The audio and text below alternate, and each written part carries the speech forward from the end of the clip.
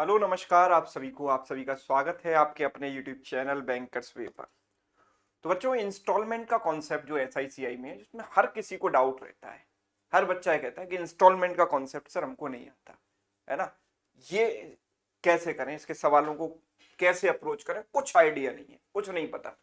तो सबसे पहले हम शुरुआत करते हैं इंस्टॉलमेंट की स्पेलिंग से।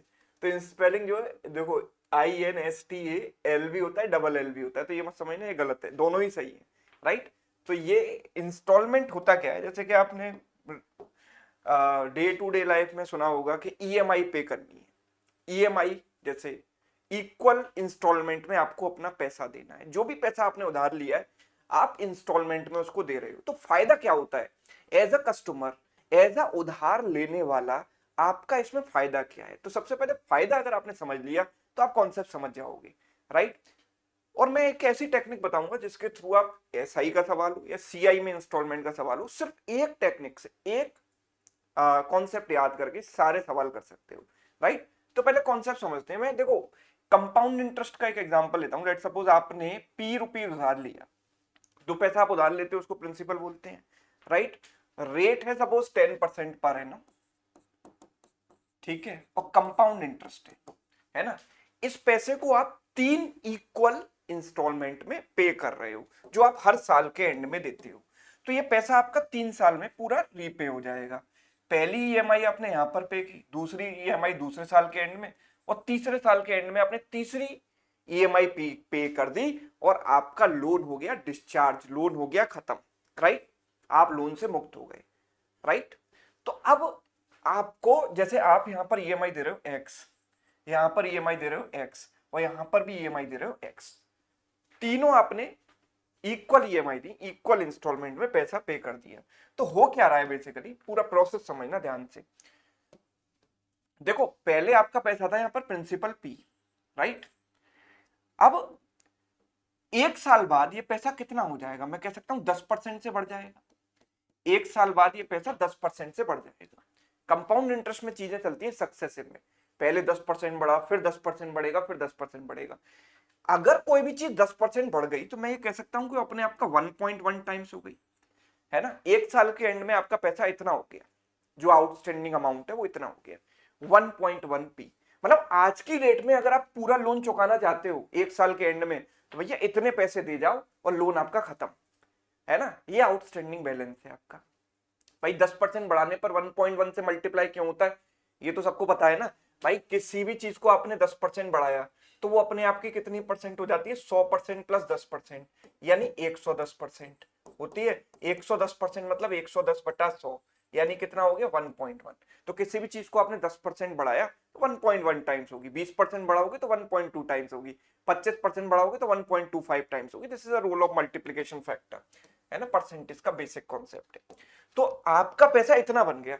अब जो नेक्स्ट ईयर की इंटरेस्ट लगेगी वो इस पर लगनी चाहिए सर, अगले साल की इंटरेस्ट इस पर लगनी चाहिए, मतलब ये पैसा 10% बढ़ना चाहिए। लेकिन आपने तो ₹100 यहां पर पे कर दिया, आपने तो एक ईएमआई पे कर दी ना, एक किस्त में पैसा पे कर दिया ₹100। तो ये ₹100 तो यहां से निकल गया ना सर, इस पर थोड़ी ब्याज लगेगी अब। तो एक्स यहां से निकल गया, तो रिमेनिंग अमाउंट पर आपकी ब्याज लगेगी, इंटरेस्ट लगेगी। यानी अगले साल के लिए आपका प्रिंसिपल हो गया ये, और ये पैसा 10% से बढ़ेगा, यानी कि ये 1.1 टाइम्स हो गया। राइट। फिर नेक्स्ट ईयर के एंड में आपने ₹X और पे कर दिया, कर दिया। राइट। ₹X और पे कर दिया। तो अब जो है इंटरेस्ट लगेगी तीसरे साल की इस पर, तो यानी ये पैसा 1.1 टाइम्स होगा, है ना। यानी तीसरे साल के एंड में आपका पैसा इतना हो गया, यानी तीसरे साल के एंड में आपको इतना पैसा पे करना है और आपका लोन हो गया खत्म। और किया कितना आपने, एक्स, यानी ये जो अमाउंट है वो एक्स के बराबर होगा। तीसरे साल में आपने एक्स पे किया और आपका लोन खत्म हो गया, मतलब ये जो पे करना था आपको वो एक्स के बराबर होना चाहिए, तीसरी ईएमआई के बराबर। राइट। तो हम ये कह सकते हैं, अब यहां पर देखो एक कंक्लूजन निकल कर आएगा, 1.1 इंटू 1.1 इंटू 1.1 यानी 1.1 क्यू इंटू पी। ये क्या हो गया 1.1 इंटू 1.1 यानी 1.1 स्क्वायर इंटू एक्स। राइट। ये क्या हो गया -1.1 एक्स बराबर एक्स। ठीक है। तो हम ये कह सकते हैं 1.1 cube into P equals to ये क्या हो गया 1.1 square x plus 1.1 x plus x, right. Now what is this part, ये पार्ट है क्या बताइए, what is this part, 1.1 cube into P क्या है, ये अमाउंट नहीं है भाई। अमाउंट क्या होता है कंपाउंड इंटरेस्ट के केस में, अमाउंट होता है 1 plus R by 100 into P, right. Amount होता है 1 plus R by 100 into P, ठीक है ना। रेट है यहां पर 10%, तो it is 1 plus power N भी लगा दो, 1 प्लस 10 बाई 100 की पावर एन, और पावर यहां पर कितना हो गया 3, 3 साल है into P. Now what is this, this is 0.1, 1 plus 0.1 1.1 cube into P. तो ये क्या है, बेसिकली अमाउंट ही तो है, राइट, ये अमाउंट है। तो मैं ये कह सकता हूं कि ये चीजें क्या हैं, देखो ध्यान से समझो, ये है इस वाली ईएमआई की फ्यूचर वैल्यू, नहीं इसकी फ्यूचर वैल्यू। फ्यूचर वैल्यू का मतलब क्या कि ये वाला पैसा अगर एक्स यहां पर आज इसकी कीमत एक्स है, तो 2 साल बाद कितनी होगी। तो कंपाउंड इंटरेस्ट में चीजें चलती हैं सक्सेसिव में, यानी कि ये 2 जंप लगाएगा यहां से यहां तक, एक और दूसरी।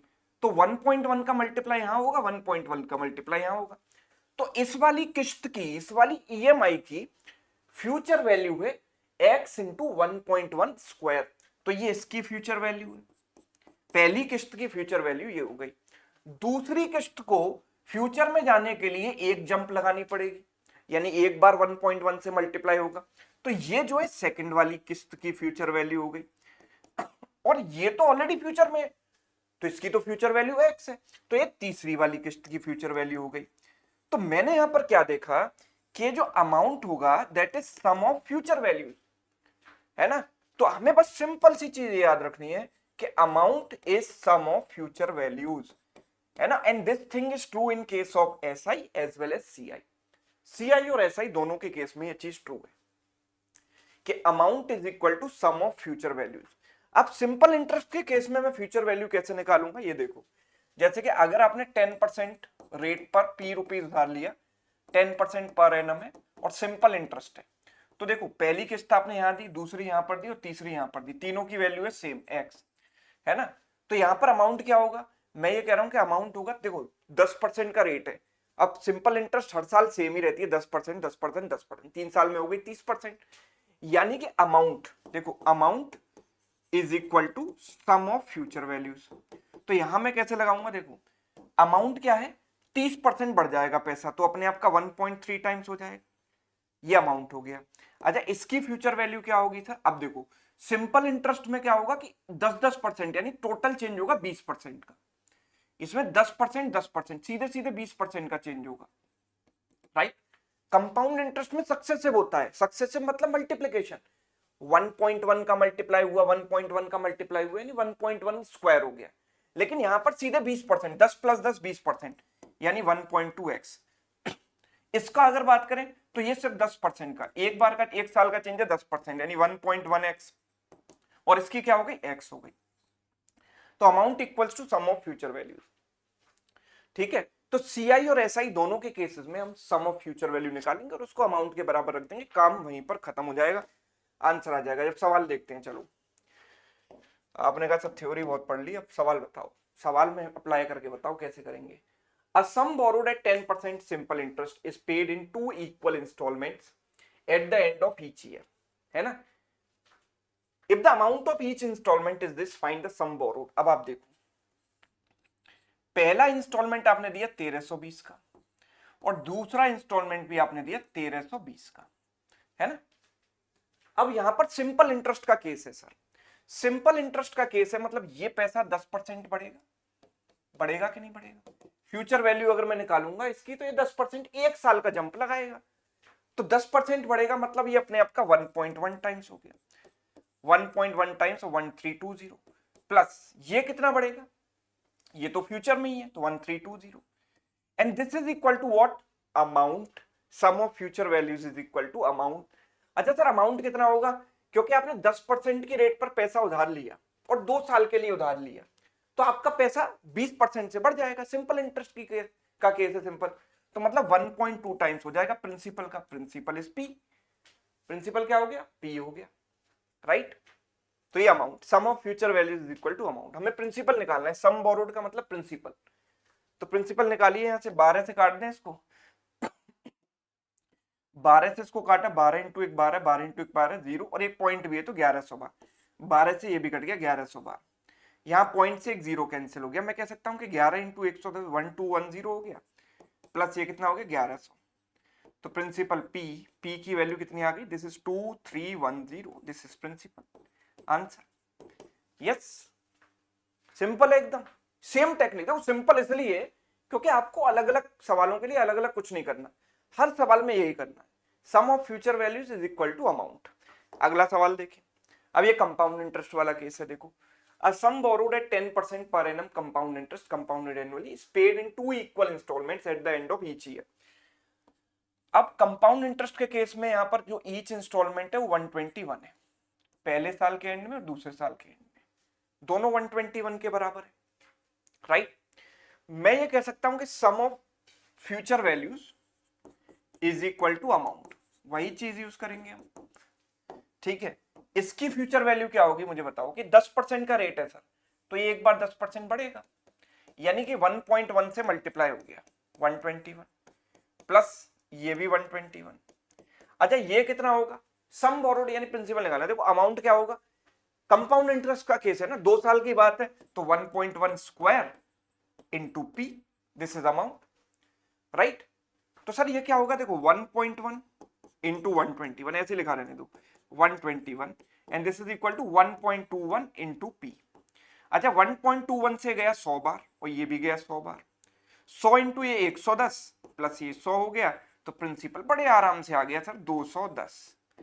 कोई भी फॉर्मूला वगैरह रटने की जरूरत नहीं है, सिंपल कॉन्सेप्ट, ठीक है। प्रिंसिपल आ गया 210। अगला देखिए, what annual instalment will discharge the डेब्ट ऑफ 770। अब जब ऐसी चीज ऐसा स्टेटमेंट दिया जाए 770 ड्यू इन 5 ईयर्स, ये 770 आपका ड्यू है 5 ईयर्स में, इसका मतलब ये 770 प्रिंसिपल नहीं है, ये अमाउंट है, राइट। ये 5 साल में ड्यू है, यानी दिस इज अमाउंट, किसी के आगे ड्यू लग गया इन दोज मेनी ईयर, तो this is amount after those years. The rate of interest being 5% per annum under simple interest, simple interest का केस है सर, ठीक है।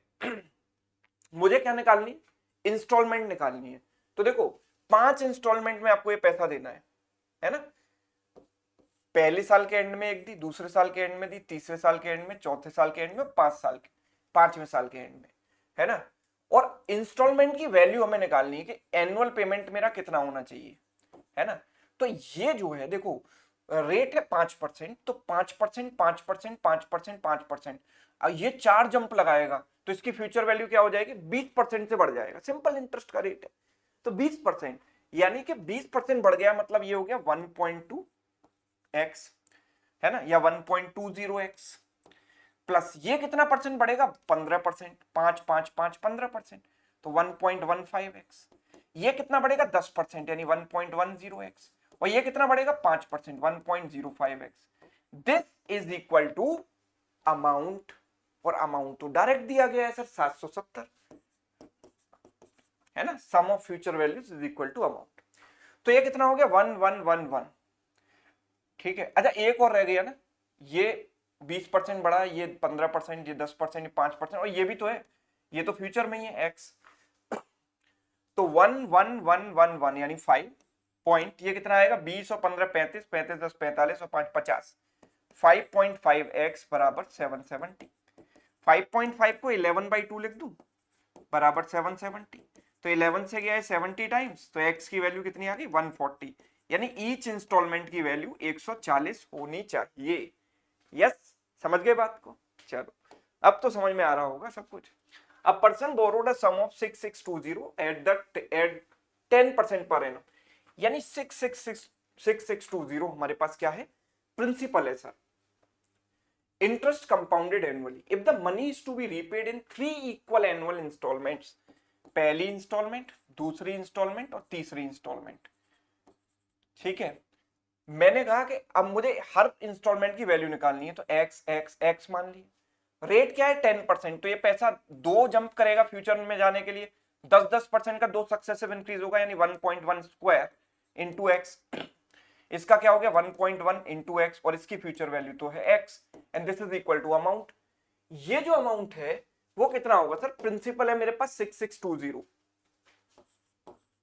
और अमाउंट क्या होगा, ये देखो प्रिंसिपल पी है, तो ये कितने बार जंप करेगा, 3 साल है तो 1.1 का क्यूब हो गया, है ना, 3 साल की बात है, राइट। तो ये कितना हो जाएगा, देखो 1.21 एक्स, तो 1113.21 प्लस 10 31 एक्स बराबर 6620 मल्टीप्लाइड विद ये कितना आएगा, 11 का क्यूब 1331, पॉइंट लगा दो 1.331। अब यहां पर एक जीरो मैंने लगाया पॉइंट से पॉइंट काटने के लिए, अब 3310 का डबल दिखाई दे रहा है तो डबल हो गया, तो x की वैल्यू क्या हो गई 1331 इंटू 2 यानी 2662, तो ईच इंस्टॉलमेंट की वैल्यू सर इतनी होनी चाहिए, राइट। ठीक है ना, बात समझ पा रहे हैं सभी लोग। चलिए अगला देखिए, 3 equal installments each of rupees 2160 were paid at the end of year on a sum borrowed at 20% compound interest compounded annually. Find the sum. Principal बताना है सर। एक काम करते हैं, यहां पे पैसा आपने उधार लिया, आप कितनी इंस्टॉलमेंट में इसको दे रहे हो, आप इसको 3 इक्वल इंस्टॉलमेंट्स में दे रहे हो, पहली दूसरी और तीसरी, राइट। ठीक है, अब तीनों इंस्टॉलमेंट्स की वैल्यू हमें दी गई है 2160 2160 2160, राइट।